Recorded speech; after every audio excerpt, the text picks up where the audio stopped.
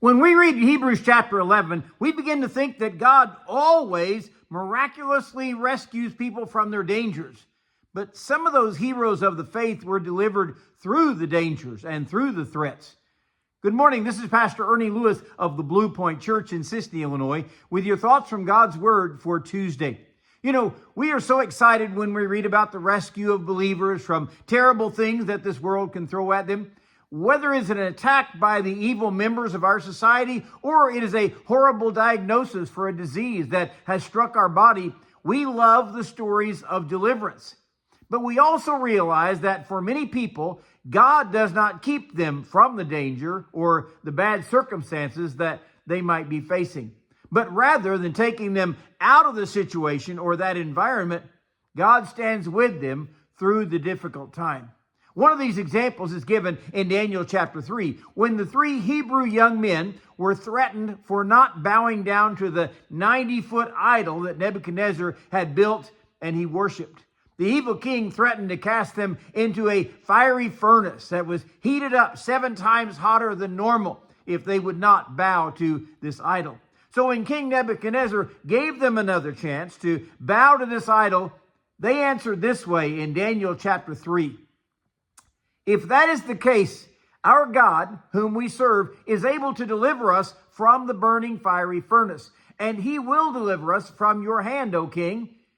But if not, let it be known to you, O king, that we do not serve your gods, nor will we worship the gold images which you have set up. They were not being brash or disrespectful to the king. After all, they had been placed under his power by God himself. They were simply refusing to bow to anything or anyone except the true God of heaven. And they had placed their trust completely in his power to rescue them from that fiery furnace. The great clause, of course, that they spoke in the midst of their refusal and their claim of God's rescue was, we know our God can rescue us, should he choose to do so. But if he does not choose to save us from your hand, we must declare that we still won't serve your God or worship your golden image that you've erected out in the plain of Shinar.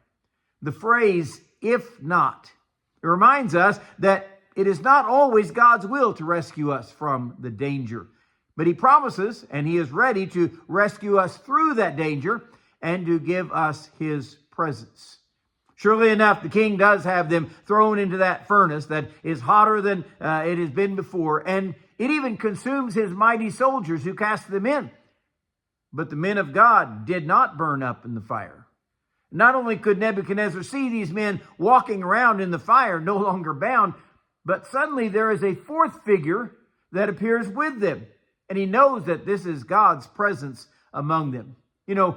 When they're removed from the furnace, the Bible even points out that they don't even smell like smoke.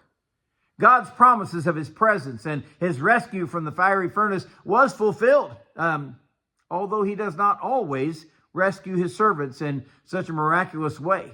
We know in the New Testament that James, the leader of the New Testament church, was beheaded by Herod. We know that John the Baptist was actually beheaded because of his preaching in the New Testament. And they were very faithful to God, but God chose not to deliver them in that way. So the key is to trust God no matter what comes and tell the world, listen, my God will deliver me from your hands in whatever way he chooses, and that's all right with me.